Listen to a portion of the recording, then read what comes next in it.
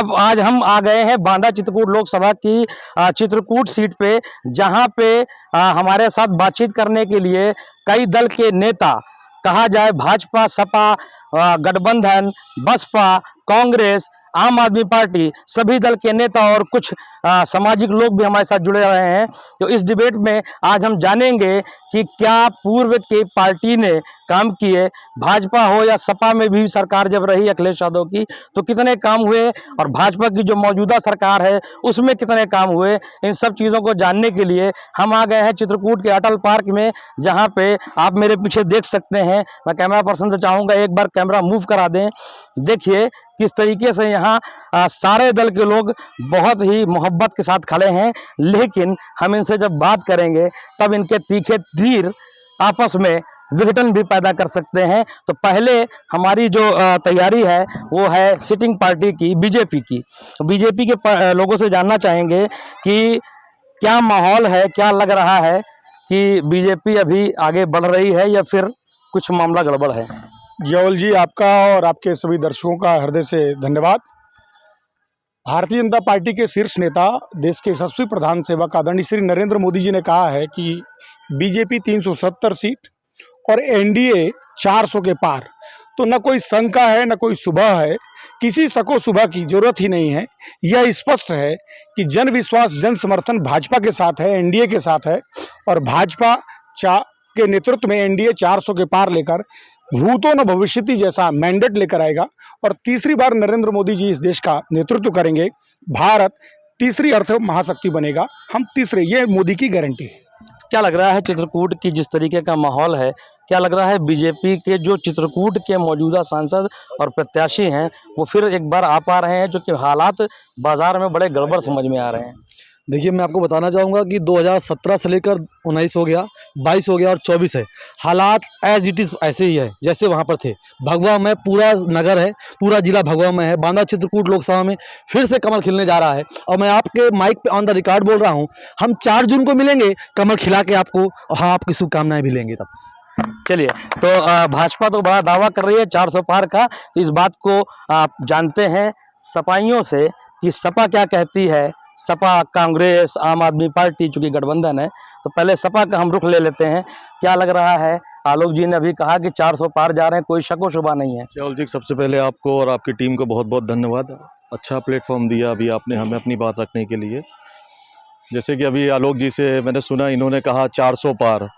देखिए, ये इनको ये चीज़ अभी ज़मीनी हकीकत इन्हें नहीं पता है। पहले चढ़ने के चुनाव पे ये 400 पार का नारा लगा और दूसरे तीसरे तक ये 400 पार गायब हो गया। तो कहीं ना कहीं उन्हें भी डर है। और यहाँ अगर बांदा चित्रकूट लोकसभा की बात करें तो इनकी ज़मीन खिसक चुकी है। भूमाफिया सांसद है और इनकी ज़मीन पूरी तरह से खिसक चुकी है। और इस समय समाजवादी पार्टी शिवशंकर पटेल, ये 4 जून की जैसे अभी बात करी इन्होंने, गौरव भाई ने बात करी 4 जून को तो कमल खिलाएंगे। ये बहुत ही जल्द पता चल जाएगा। और कमल है इनका, कमल गया है मुरझा। धूप बहुत तेज है, कीचड़ सूख गया है, कमल मुरझा गया है। कमल मुरझा गया है। कांग्रेस के हिसाब से क्या लगता है कि कमल मुरझाया है? कमल बिल्कुल मुरझा गया है। जो ये 400 का दावा कर रहे हैं, इसी तरह कर्नाटक में कहा था कि 150 सीटें हम पाएंगे और बिल्कुल फेल हुए हैं। इसी तरह यहाँ 150 नहीं पार करेंगे, पूरे देश में पूरी तरह से सफाया हो जाएगा। कैसे आप इस चीज़ को इतनी पूरी आप उससे अनुमान लगा लीजिए कि जब पहले चरण के चुनाव थे तो आदरणीय मोदी जी और सब नेताओं ने जिस तरह से 400 पार का नारा दिया, अब उनकी बोलती बंद, धीरे धीरे बोलती बंद हो गई है। और जैसा जानकारी हो रही है कि ये पूरी तरह से जमीन पे खसक गए। यहाँ से भी भाजपा का सफाया है। यहाँ से समाजवादी पार्टी की प्रत्याशी इंडिया गठबंधन की कृष्णा पटेल, शिवशंकर पटेल चुनाव जीतेंगे। अभी कल राष्ट्रीय अध्यक्ष आए थे भाजपा के जेपी नड्डा, उन्होंने कहा मंच से कि राहुल गांधी संविधान की किताब लेके फिरते हैं। मैंने कहा कभी किताब पढ़ भी लिया करो। क्या लगता है कि जेपी नड्डा की बात सही है? जेपी नड्डा सरासर बीजेपी के लोग झूठ ही बोलते हैं, जुमला है उनका काम है झूठ के बोलना। आप इसके पहले भी पिछली बार जब मोदी जी आए थे 14 में 15 लाख नौकरी का वादा किया, 2 करोड़ लोगों को रोजगार का वादा किया, कितने को मिला? रोजगार छीने गए हैं। राम मंदिर तो बना दिया उन्होंने। राम मंदिर उन्होंने नहीं बनाया, सुप्रीम कोर्ट ने किया है। ताला तो राजीव जी ने खुलाया था। ठीक है, तो हमारे पास आम आदमी पार्टी के भी लोग हैं। आम आदमी पार्टी से जानना चाहेंगे, क्या लगता है चित्रकूट के जो मौजूदा सांसद उन्होंने कुछ काम किया है? काम अगर किया होता तो चित्रकूट और बांदा के वोटरों से माफ़ी नहीं मांगना पड़ता गांव-गांव जा करके। तो काम तो बता रहे हैं माफ़ कर दीजिए, माफ़ कर दीजिए। अब जनता जाए काम वाला नेता ढूंढ रही है कि जो काम करेगा, जो हमारे गठबंधन के प्रत्याशी हैं, मंत्री भी रह चुके हैं, उन्होंने काम किया है, नहरें बनवाई, सिंचाई मंत्री रहे हैं, डैम बनवाए हैं। तो वो काम को लेकर के आज हम जनता से वोट मांग रहे हैं और यहाँ से 20 मई भाजपा गई। तो ये बताइए, आप कह रहे हैं काम नहीं किया, ये जिस पार्क में हम लोग खड़े होकर के आज चर्चा कर रहे हैं ये तो भाजपा का है। आज देखिए छोटे छोटे बच्चे आ रहे हैं यहाँ पे, एंजॉय कर रहे हैं, खेल रहे हैं। हम आपके पीछे भी देखिए कई बच्चे हैं, तो बच्चों को भी सैर सपाटे के लिए एक जगह दी, भाजपा ही ने तो दी। देखिए किसको किसको कहाँ कहाँ जगह दी है सब कोई जानता है। जनता के फायदे की कौन कौन से काम हुए हैं ये पूरे एक एक गांव वाले बताएगा।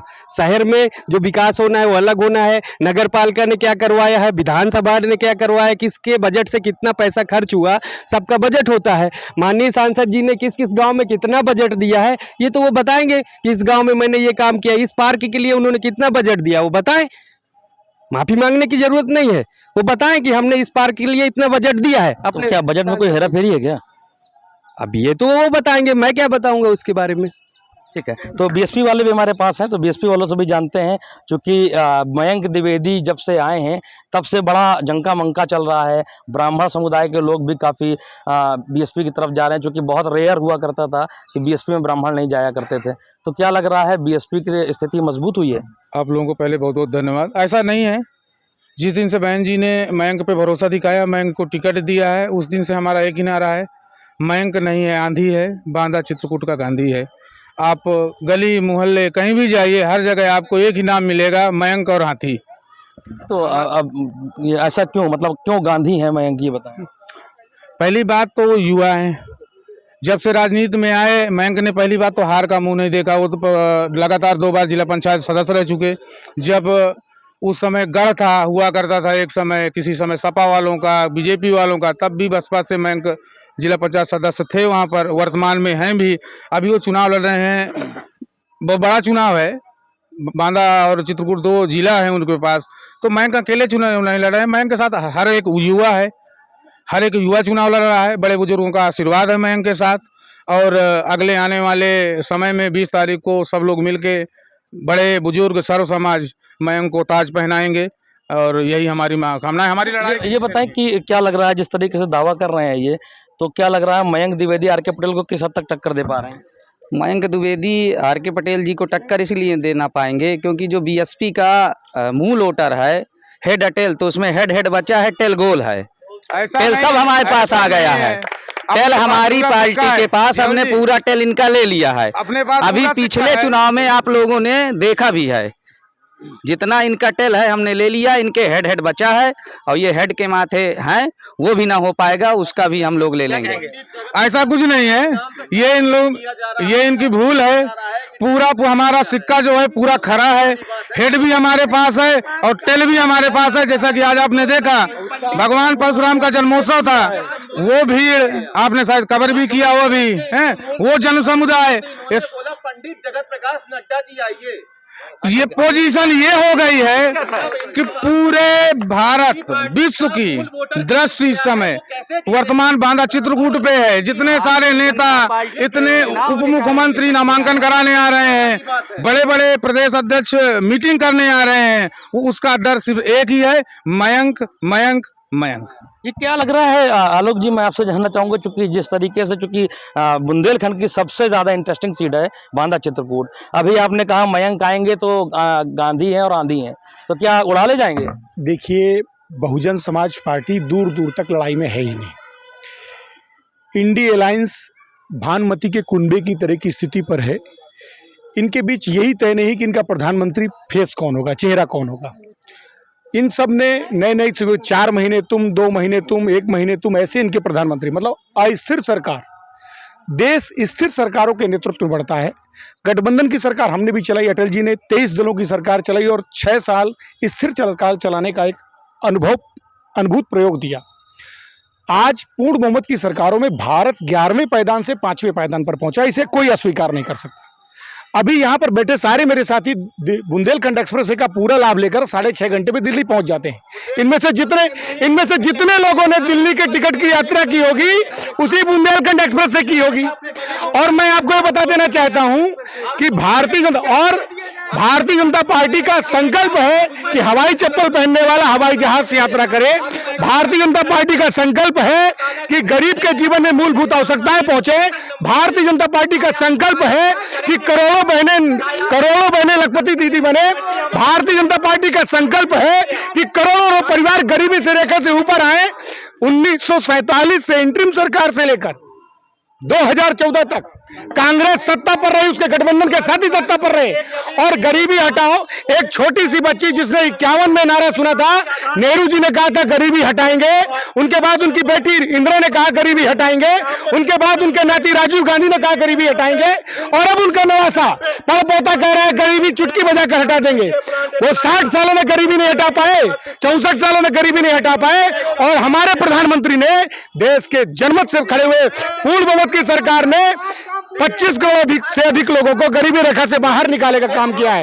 यह विजन है, यह संकल्प है, यह दृढ़ राजनीतिक इच्छा शक्ति है हमारे लिए आम अंतिम पायदान पर खड़े व्यक्ति के जीवन पर। हाँ, हमने बेरोजगारी लाई है, बेरोजगारी लाए हैं हम वंशवादी राजनीति करने वालों को, बेरोजगारी हम लाए हैं जातिवादी राजनीति करने वालों का, बेरोजगारी हम लाए हैं क्षेत्रवादी राजनीति करने वालों का, बेरोजगारी हम लाए हैं जाति धर्म पंथ के नाम पर लोगों को बरकराने वाली राजनीति करने वालों का। ठीक है, देखिए अभी यहाँ पे बीजेपी से बोल रहे हैं कि मोदी जी का विजन था कि हवाई चप्पल वालों को भी आप हेलीकॉप्टर में हवाई जहाज में पहुंचाएंगे। तो क्या लगता है, अभी आलोक जी ने कहा कि मोदी जी का सपना था, विजन था कि हवाई चप्पल वाला भी हवाई जहाज में सफर करेगा। तो जिस तरीके से आपके सपा के विधायक हवाई चप्पल से चल रहे हैं और वो आज भी हवाई जहाज में यात्रा कर रहे हैं, तो क्या मोदी जी का ही विजन वो भी पूरा कर रहे हैं? मोदी जी का सपना था, आप ही ने कहा हवाई चप्पल, भाई की चप्पल पहने, इसको माइंड मत करना। आप कभी हवाई जहाज में बैठे? नहीं बैठे। कहाँ बताइए, कहाँ धरातल पे उतरा? आपके विधायक तो बैठ रहे हैं। कहाँ धरातल पे उतरा? ये सब देखिए, सब खोखले। अभी इन्होंने कहा बुंदेलखंड एक्सप्रेस दिल्ली। एक चीज बताइए, एक बात बताइए, कितनी इंडस्ट्री लगवा दी? ये सब खोखले वादे हैं। पंडित अभी इनके राष्ट्रीय अध्यक्ष आए थे, कल सभा थी।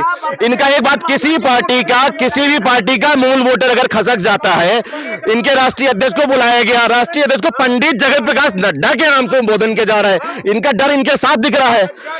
इसके अलावा अगर आप बात करते हैं जैसे उद्योग की, एक भी उद्योग नहीं लगाया। आप मुझे बताइए, कोई भी पार्टी या कोई प्रत्याशी वोट मांगने जाता है तो क्या कहता है कि भैया मैंने ये काम किया, मुझे वोट दे देना। लेकिन यहाँ पर वोट क्यों मांगा जाता है? राम मंदिर के नाम पे वोट मांगते हैं, यूसीसी के नाम पे वोट मांगते हैं, डराकर जाति हिंदू मुस्लिम करके वोट मांगते हैं। क्या इस तरह से वोट मांगा जाता है? आप एक बात बता दीजिए। अरे राम मंदिर को बनाया सुप्रीम कोर्ट ने बनाया, भारतीय जनता पार्टी ने नहीं बनाया, सुप्रीम कोर्ट ने राम मंदिर बनाया। देखिए मैं आपको एक कहानी बताता हूँ। 2 मिनट दीजिए, मैं एक कहानी बताता हूँ। गांव में जब भैंस चोरी होती है, गांव में जब भैंस चोरी होती है तो क्या होता है? चोर आता है, एक चोर घंटी खोल के ले जाता है पूरब की तरफ और एक चोर भैंस को ले आता है उत्तर की तरफ। यहाँ पर घंटी का मतलब है हिंदू मुस्लिम धर्म, और भैंस का मतलब है स्वास्थ्य, शिक्षा, रोजगार, बेरोजगारी। क्या लगता है बेरोजगारी है? बेरोजगारी, पहले तो मैं आपको धन्यवाद दूंगा। बेरोजगारी हो चाहे महंगाई हो, ये लोग कभी इस विषय में बात किए हैं भारतीय जनता पार्टी के लोग? आप इनसे अभी भी पूछ लीजिए, चाहे बेरोजगारी का मुद्दा रहा हो, चाहे महंगाई का मुद्दा रहा हो। ये 400 पार नहीं, इस बार 400 हार होंगी, ये निश्चित है। ये बताइए, अपराधियों पे लगाम लगाई जाती, जैसे माफियाओं को खत्म कर दिया।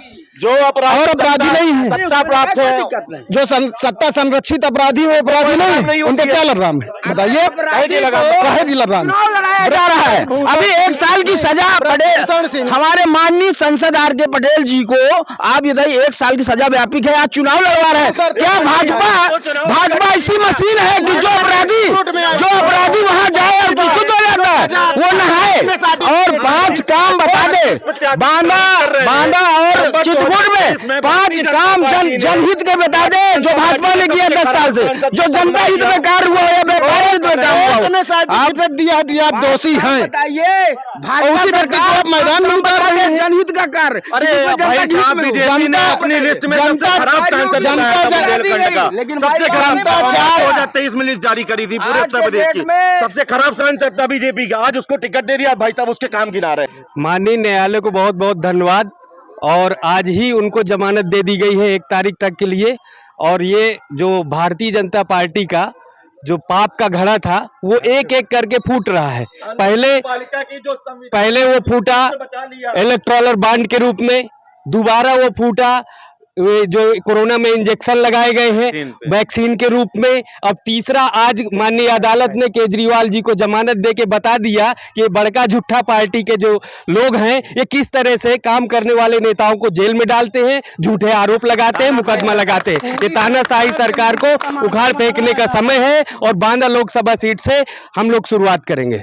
तो क्या लग रहा है कि बांदा चित्रकूट लोकसभा में यहाँ की सीट में परिवर्तन हो रहा है या फिर वही कंटिन्यू है? बहुत बड़ा परिवर्तन, 60% सीधा सीधा हमारे पास है, 40% में नंबर 2 की लड़ाई लड़ रहे हैं दोनों पार्टी। तो क्या लगता है समाजवादी पार्टी का जो हालात हैं लगातार देखे जा रहे हैं, शिवशंकर जी पहले आपके प्रत्याशी, फिर थोड़ा सा वक्त बदला, काफ़ी अफवाहें रहीं कि प्रत्याशी बदल रहे हैं, फिर बाद में पता चला कि उनकी पत्नी आ गई। तो ये सब चीज़ें जो हुई, इस बीच अभी भी मतदाताओं को पता नहीं है कि साइकिल पे कौन प्रत्याशी है। उसकी वजह यह है कि अभी तक आपके प्रत्याशी ने संपर्क नहीं किया। तो किस तरीके से आप अपने धरातल में काम कर पाएंगे? नहीं, क्षेत्र में हमारी माता समान कृष्णा पटेल जी अपने क्षेत्र में कार्य कर रहे हैं। और कृष्णा पटेल जी, शिवशंकर पटेल जी पहले भी साथ में थी, आज भी साथ में है। उनका स्वास्थ्य थोड़ा गिरने के कारण उनकी पत्नी को चुनाव लड़ाया जा रहा है, इसमें ऐसा कुछ नहीं है। और सपा सब पे भारी है और रहेगी, क्योंकि ये जुगलीबाज सरकार है और व्यापारियों की दुकानें गिरवा दिया। आप मुझको बताइए कौन सा रोजगार दिया, ये बताइए। टैक्स के नाम में छापा, अगर कोई व्यापारी कहता कि नहीं मैं सपा का हूं तो पता चलता उसके यहाँ पहुंच जाता टैक्स वाला। आप ये बताइए, इसने 5 काम आप गिना दीजिए आपके चैनल के द्वारा, 5 काम जनहित के गिना दे जिसमें चित्रकूट की जनता और बांदा की जनता को विकास हुआ हो। 5 काम गिना दे। बीजेपी वालों ने कहा कि हवाई जहाज यात्रा मिल गई आपको, यहाँ से आपको बुंदेलखंड एक्सप्रेस वे मिल गया, यहाँ से दस्यू उन्मूलन भी हो गया, दस्यू नहीं बचे। तो ये तो बीजेपी की सरकार में हुआ, लेकिन व्यापार तो खत्म कर दिया। कैसे जाएंगे भाई, व्यापार नहीं है, पैसा नहीं, बैठ के घंटा बजाएंगे क्या उसमें? व्यापार बताइए कौन सा व्यापार बढ़ा हुआ है? सारी दुकानें गिरवा के उसी दुकान को 5-5 लाख को बेच दिया गया, उसमें मंदरबाट हो गया। ये आप समझ रहे हैं? आपके चैनल के द्वारा मैं कहना चाहता हूँ, कौन सा व्यापारी खुशहाल है? कौन सा व्यापारी खुशहाल है? और महंगाई की इतनी महंगाई है कि हर जनता चिल्ला रही है। और कौन सा कार्य इन्होंने किया है चित्रकूट के अंदर, बता दे कौन सा अच्छा कार्य? जो गलत लोग थे, जो बुरे लोग थे, जिन्होंने कुछ अपराध किए, उनके ऊपर बुलडोजर भी चला, उनके घर गिराए गए। नहीं, बुलडोजर अपने ऊपर नहीं चलाते, वहां चले जाओ बीजेपी में, उसका बुलडोजर डाउन हो गया, वो शुद्ध हो गया। भाजपा में जो भी भ्रष्टाचार है वो भाजपा में चला जाए तो बिल्कुल वॉशिंग मशीन की तरफ शुद्ध होकर निकलता है। और सपा में गिरा दीजिए, आप बताइए ना, भाजपा का भ्रष्टाचार क्या वहां पहुंच गए? वहां अगर आप पहुंच गए तो वॉशिंग मशीन की तरफ धुल के निकलते हैं, मतलब शुद्ध हो गया। आपका इशारा किस तरफ है? किसको मेरा इशारा साफ साफ है, जितने भ्रष्टाचारी सब भाजपा की तरफ भाग रहे हैं। चित्रकूट में कोई ऐसा है जो सपा से भाजपा में गया? नहीं, ये बहुत से है, ये बहुत से है। उसका मैं अगर नाम गिनाने लगूंगा तो लिस्ट भर जाएगी, आप खुद ही जानते हैं। और आपके चैनल के द्वारा एक दिन आएगा ऐसा, सरकार बदलेगी और भ्रष्टाचारी उधर भागेंगे, इधर उधर भागेंगे। और ये भ्रष्टाचारी है। इस चित्रकूट के अंदर 5 काम गिनवा दीजिए जो जनहित का फायदा हो, यहाँ का जनता का फायदा है, व्यापारी का फायदा हो। आप थोड़ा सा अगर आवाज उठाते हैं तो बुलडोजर आपके पास खड़ा हो जाता। क्या है, जुलूस में बुलडोजर, इसमें बुलडोजर, इनके पास सी बुलडोजर और जो है हिंदू मुस्लिम की लड़ाई, भाई भाई की लड़ाई, भाजपा में इसके अलावा कुछ नहीं। और वो भी मुद्दा गया, क्योंकि यहाँ का ब्राह्मण खसक चुका है। इसलिए मैंने चाय की दुकानें में सुना कि जनेऊ खतरे में, अब इनके पास वोट ही नहीं बचा। आप गिना दीजिए किस बिरादर का वोट है। एक मिनट आपकी बात लेकर के हम पहले बीजेपी मैं आता हूँ मैं आपके पास आता हूँ। जनता के चलिए जनता की बात भी सुन लेते हैं। आप बताएं क्या कहना चाहेंगे। ये कहना चाहते हैं कि राम घाट में ये गंदे नाले में स्नान करवाते हैं कि उसमें पैसुन्नी में स्नान करवाते हैं। क्या गंदा नाला कब से गला? राम भद्राचार्य जी हर लोग उस बारे में बोल चुके। 8 दिन तक ये ट्रीटमेंट प्लांट वहाँ पर क्यों नहीं बन पाया? क्यों गंदा नाला उसमें गिर रहा है पैसुन्नी में? ये ठीक है आपके सवालों का जवाब बीजेपी वाले देंगे। तो गौरव जी आपसे जानना चाहेंगे, अभी इन्होंने कहा कि जनेऊ खतरे में है, कितना खतरे में जनेऊ? इनका कहना है कि कोई काम नहीं किया विकास का। कहाँ है आपका विकास कार्य है? देखिए मैं साफ बात कहता हूँ आपसे ना, हम ढोगी हिंदू हैं, है ना, जनेऊ जो कोट के ऊपर से पहनते हैं। हम लोग भाजपा वाले हैं, सनातन धर्म वाले हैं। हमने घोषणा पत्र में कहा था राम मंदिर बनाएंगे, तो हमने राम मंदिर बनाया है। हमने कहा था 3 सप्ताह हटाएंगे, तो हमने हटाया है। और रही बात चित्रकूट की, लेकिन इनका कहना यह है कि मंदिर बनने से कौन सा रोजगार मिल जाए। मैं आपसे बोलता हूँ, अभी इन्होंने बोला भाजपा की जमीन नहीं। अरे अजब तो यह है इनके पैर की जमीन नहीं, अजब तो यह है इनको यकीन नहीं। ये मशीन का पुर्जा है, मशीन नहीं। यहाँ डकैतों की सरकार थी, वीर सिंह पटेल ददुआ पुत्र विधायक थे यहाँ पर। सपा सरकार में अखिलेश यादव लड़ रहे हैं, आदित्य यादव लड़ रहे हैं, शिवपाल यादव लड़ रहे हैं, तेजप्रकाश यादव लड़ रहे हैं, डिम्पल यादव लड़ रही है। 7 लोग परिवार के लड़ रहे हैं। परिवारवादी पार्टी है भैया, परिवारवादी पार्टी। ये लोग भाजपा की कभी तुलना नहीं कर सकते। परिवारवाद की अगर बात की जा रही है, सपा पे हमला हो रहा है, तो ब्रजभूषण भी अपने बेटे को लड़ा रहे हैं। ब्रजभूषण, देखिए मैंने फिर कहा परिवारवाद का सीधा सा मतलब है बाप के बाद बेटा, बेटे के बाद पोता। मुलायम सिंह यादव के बाद अखिलेश यादव, मुलायम सिंह यादव के बाद अखिलेश यादव, अखिलेश यादव के बाद अर्जुन यादव, अर्जुन यादव के बाद अर्जुन यादव का बेटा निजाम क्या करेगा, जायसवाल जी क्या करेंगे। ये टोपी लगाकर परिवार की लीड ढोएंगे, परिवार का बोझ ढोएंगे। लेकिन मैं गौरव करवरिया, श्रद्धांशु तिवारी, रवि गुप्ता, अंकित पांडे, ऋषभ शुक्ला, ये सारे कार्यकर्ता राष्ट्रीय अध्यक्ष बनने का भी संकल्प दे सकते हैं और राष्ट्रीय अध्यक्ष बन सकते हैं। यह भाजपा में संभव है। ब्रजभूषण सिंह के बेटे को जनता की मांग पर पार्टी ने एक टिकट दिया, युवा को, एक युवा को मौका दिया है। ब्रजभूषण सिंह के बाद ब्रजभूषण बिल्कुल नहीं। मैंने कहा ना, करप्शन, परिवारवाद का तात्पर्य है राष्ट्रीय अध्यक्ष के बाद उसका बेटा राष्ट्रीय अध्यक्ष बनेगा, मुख्यमंत्री के बाद उसका बेटा मुख्यमंत्री बनेगा। भाजपा में आदरणीय जेपी नड्डा जी के बाद कौन राष्ट्रीय अध्यक्ष बनेगा, ये जेपी नड्डा जी नहीं तय करेंगे। पार्टी का पार्लियामेंट्री बोर्ड तय करेगा, पार्टी का इलेक्शन बोर्ड तय करेगा। यह भारतीय जनता पार्टी की आंतरिक लोकतंत्र है। इन दलों में ना आंतरिक लोकतंत्र है, न बाह्य लोकतंत्र है, न भारत के लोकतंत्र की रक्षा की। जी हाँ उलग जी, हम वो दल है जिनके लिए दल से बड़ा देश था। लोकतंत्र की हत्या करने वाली कांग्रेस ने जब इस देश पर इमरजेंसी लगाई, तो 2 साल हमारे कार्यकर्ताओं ने मीसाबंदी बन करके जेल गए। हजारों कार्यकर्ताओं को जेल में प्रताड़ना झेली, और जब जरूरत पड़ी तो हमने अपने दल का विलय भी किया। ठीक है, तो ये डिसिप्लिन की बात अगर की जाए, बीजेपी में डिसिप्लिन की बात की जाए, तो माना जाता है कि सबसे अच्छी शिष्टाचार वाली पार्टी है। आपके यहाँ एक बसपा से कार्यकर्ता आए थे, बीएसपी के काफी 25 लोगों के साथ, राम सेवक शुक्ला जी, वो उन्होंने भरे मंच से अपशब्द अपने मुंह से निकाला, तो डिसिप्लिन कहाँ चला गया? देखिए अगर उनकी जबान फिसल गई, उसके लिए आपसे उन्होंने माफी मांगा है, ठीक है ना, कि मैंने वो, ठीक है ना। और वो एक जनाधार वाले नेता है, पूर्व में राज्य मंत्री रह चुके हैं, 25 प्रधानों को लेकर के वो हमारी भारतीय जनता पार्टी में शामिल हुए हैं। अगर उनका जनाधार ना होता इतना जनबल के साथ, उस दिन से उनकी वहाँ जमीन खिसका दिया वहाँ पर इन विरोधियों की, आकर के वो शामिल हुए हैं। वो जनाधार वाले नेता हैं, 2 बार विधानसभा का चुनाव वो लड़ चुके हैं। लेकिन इनकी जबान इस तरीके की जो निकली, उससे कहीं ना कहीं इस पार्टी की छवि तो खराब हुई। उन्होंने उसके लिए माफी मांगी है, उन्होंने उसके लिए माफी मांगी है कि मुझसे जबान से निकल गया। तो ठीक है, आलोक जी जानना चाहेंगे, अभी चूंकि आज सुबह हमने एक डिबेट की थी अधिवक्ताओं के साथ, तो अधिवक्ताओं ने आरोप लगाया कि जेपी नड्डा जी के कार्यक्रम में कल महाराणा प्रताप जी की प्रतिमा तो लगाई गई, लेकिन उनपे कोई माल्यार्पण नहीं किया गया। कोई जिया उलग जी, महाराणा प्रताप जी की जयंती पर आदरणीय नड्डा जी को वह प्रतिमा वह प्रतिमा उपहार स्वरूप देने के लिए लाई गई थी, इसीलिए वह प्रतिमा लाई गई थी। वो पोस्टर बनवाया गया था और नड्डा जी को वह प्रतिमा उपहार में देने के लिए बनवाई गई थी। तो जो चीज़ उपहार में देने के लिए बनवाई जाएगी उस पर माल्यार्पण कैसे कराएंगे हम, यह आप भी जानते हैं। इसलिए जब इनको पता ही नहीं कि वो किस प्रयोजन से, किस योजना, किस उद्देश्य से फोटो लाई गई थी, तो ये किसी भी प्रकार का आरोप लगा सकते हैं। ये समाजवादी पार्टी के लोग जवाब दें कि मैनपुरी में जब डिंपल यादव जी नॉमिनेशन कर रही थी तो उनके कार्यकर्ता महाराणा की मूर्ति पर क्यों चढ़े, कैसे महापुरुषों का अपमान किया।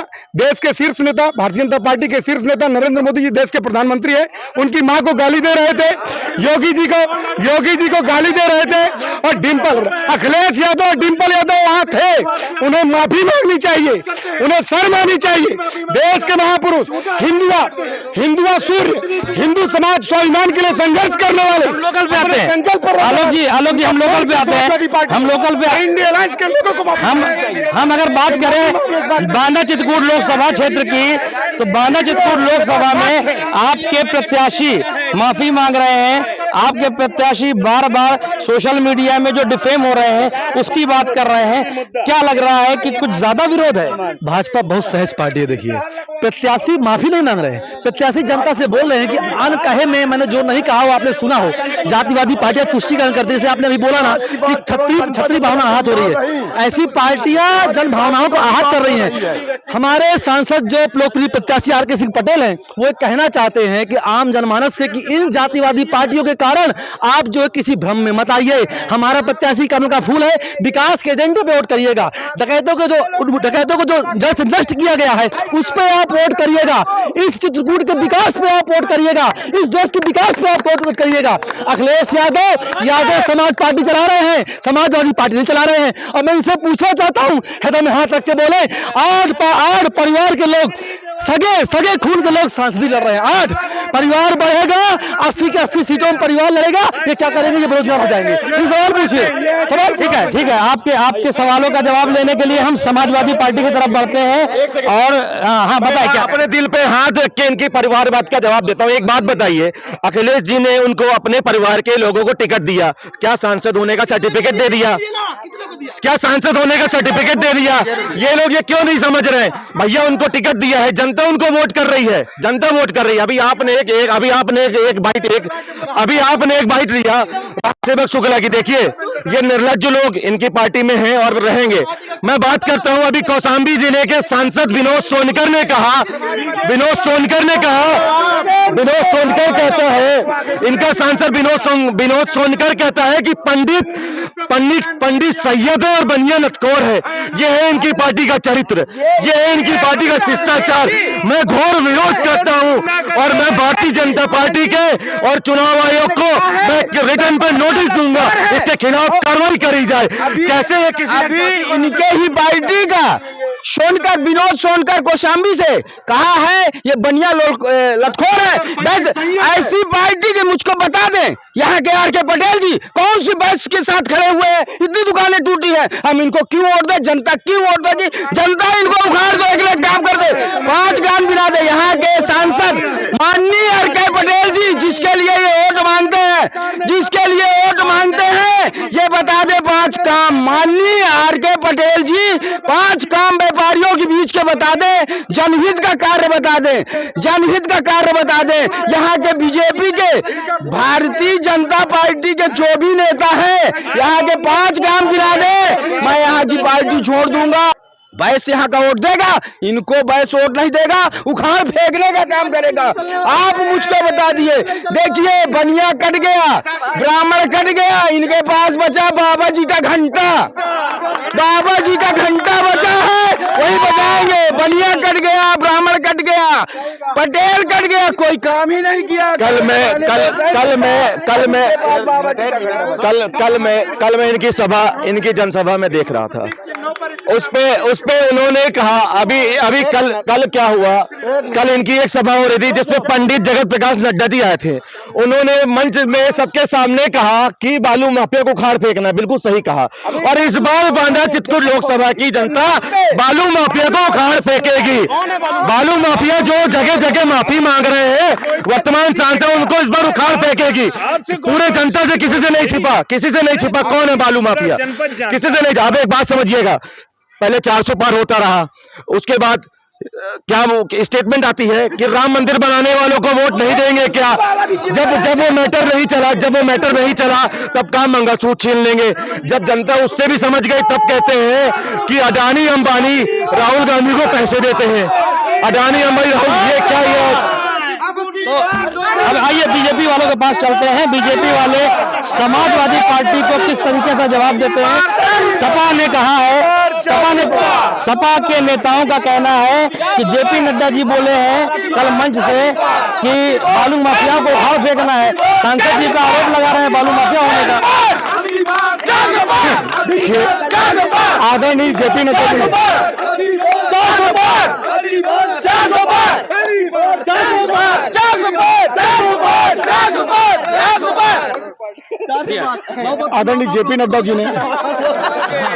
आदरणीय जेपी नड्डा जी ने कहा भारतीय जनता पार्टी 2017 में उत्तर प्रदेश में सरकार में आई, 2014 में देश में आई।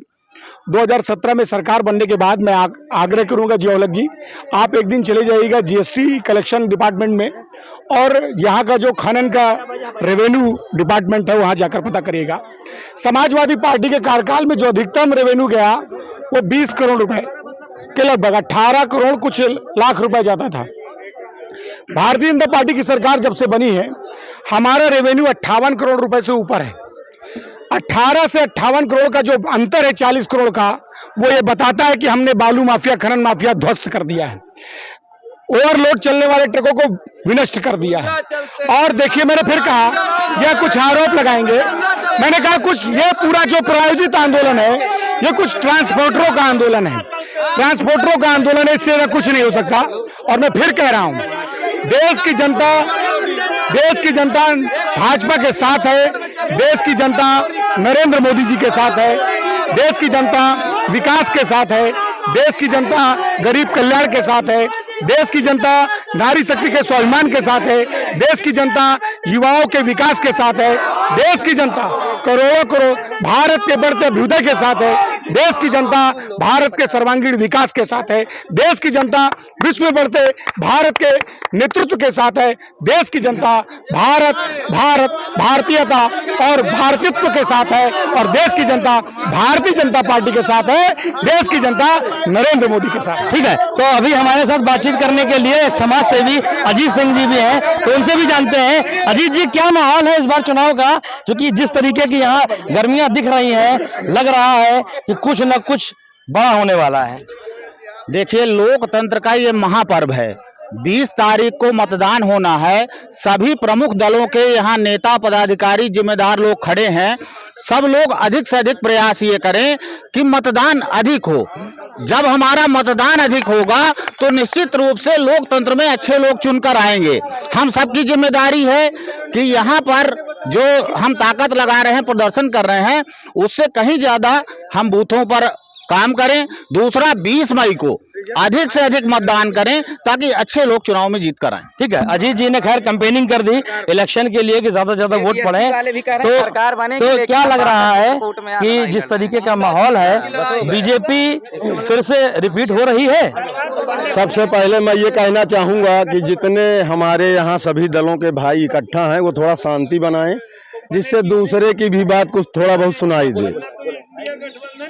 अधिक से अधिक मतदान होना जरूरी है। उसका कारण ये है, अगर मतदान नहीं होगा, कम मात्रा में होगा, तो लोगों को जो उत्साह दिखता है कि अधिक मतदान में हम फाइट करते हैं, ऐसा नहीं है। इस सरकार ने सिवाय जुमलेबाजी के कुछ दिया नहीं। रोजगारों के लिए कोई काम नहीं, बेरोजगारी चरम पर। नहीं भाई, गरीबों को देखिए, जो गरीब बेचारा दर दर भटकता था, गरीबों को घर दिया, गरीबों को राशन दिया, रोटी कपड़ा और मकान सब तो दे दिया सरकार ने। देखिए ऐसा है कि जो नवयुवा कहीं पर पड़ा है, रिश्तेदारों का घर भर पे है। भैया भैया थोड़ा शांत रहे। एक नवयुवा जो कुछ भविष्य का सपना ले करके कहीं पड़ा है और गरीब पिता यहाँ जो है उसके खर्च की व्यवस्था करता है, और ये सरकार 10 साल से कोई वैकेंसी नहीं निकाल रही, वो आत्महत्याएं कर रहे हैं। तो यहाँ नवयुवाओं के लिए कोई रोजगार का अवसर नहीं है, किसी तरह की कोई वैकेंसी नहीं है, नौकरी का अवसर इन्होंने ख़त्म कर दिया, पहली चीज़। दूसरी चीज़ इन्होंने क्या किया, किसानों की आय दुगनी। किसान जो है आज वो दिल्ली नहीं पहुँच पा रहा है, अपनी बात को कहने के लिए रोड में कीलें बिछाई जाती हैं। किसान दिल्ली नहीं जा रहा है, ये दिल्ली कैसे पहुंचेंगे? ये एक सवाल है, किसानों के मन में भी सवाल है कि हमको तो दिल्ली अपनी बात रखने के लिए ये नहीं जाने देते, तो ये कैसे दिल्ली पहुंचेंगे? रही बात बांदा चित्रकूट लोकसभा की, तो यहाँ ये बेकार में परेशान हैं।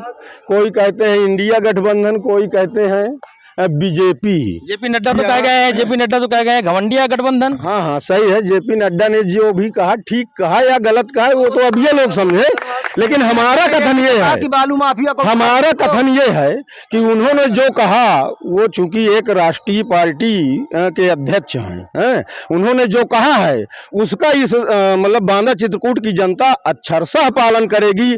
बालू माफिया को उखाड़ फेंकने की पूरी प्लानिंग जो है हो चुकी है, वही चीज वो भी कह के गए हैं और ये कार्य पूरी तरह से धरातल में लागू हो रहा है। कुछ लोग हमारे साथ युवा भी हैं, मुझे लगता है इनको देख के लग रहा है कि शायद ये पहली बार मतदान करने जाएंगे, है ऐसा ही है? तो कैसा लग रहा है आपको?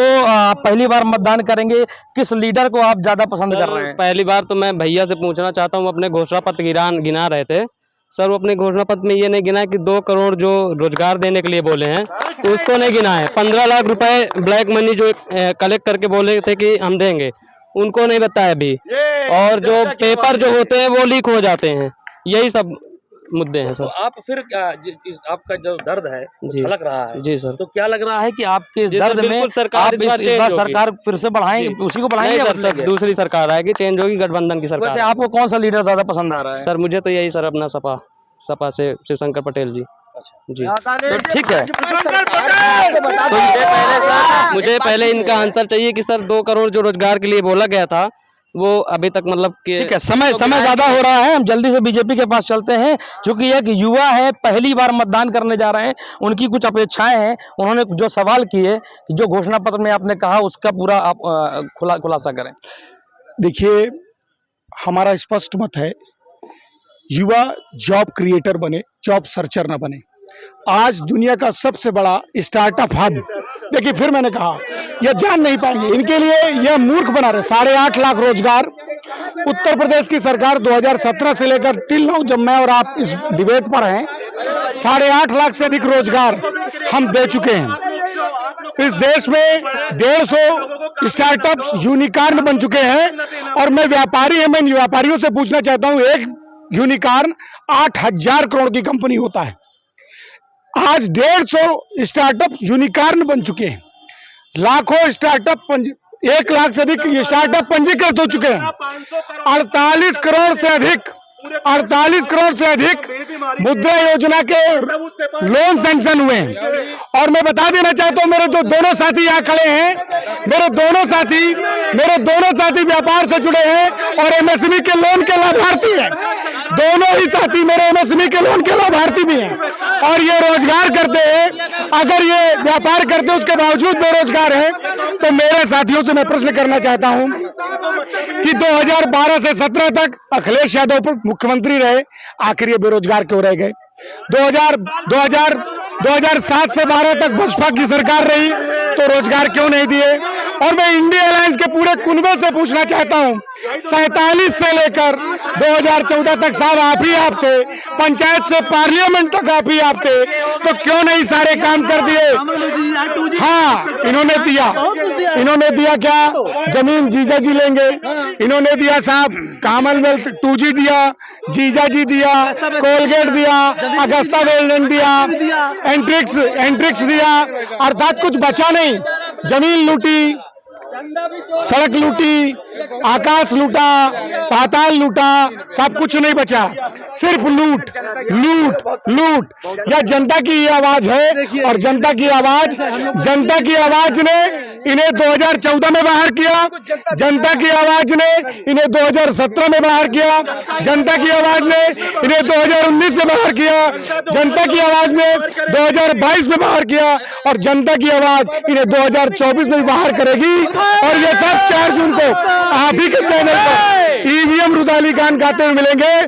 जिया उलग जी, मैं इन सब साथियों को 4 जून को आमंत्रित करता हूँ, आइए और हमारे उत्सव में शामिल होइए, हमारे विजय उत्सव में शामिल होइए और लोकतंत्र की खूबसूरती को बढ़ाइए। अजीत जी सर्वदलीय है, अजीत जी सर्वदलीय है, शिक्षा मित्र भी है। तो अजीत जी बताएं, क्या लगता है कि सरकार में रोजगार मिला है, नौकरियां मिली है, और क्या लग रहा है कि जैसा आलोक जी दावा कर रहे हैं 400 पार का, तो क्या वास्तव में ये पार कर पाएंगे? देखिए, जनता है, जनता सब कुछ जानती है, जनता साइलेंट है पूरी तरह। जनता एक मन बना चुकी है किसको वोट करना है, किसको नहीं करना।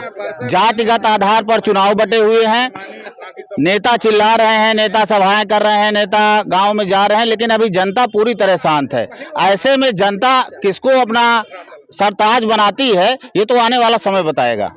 तो ये थी भाजपा, सपा, कांग्रेस, आम आदमी पार्टी के सभी दल के नेता। तो इन्होंने सब ने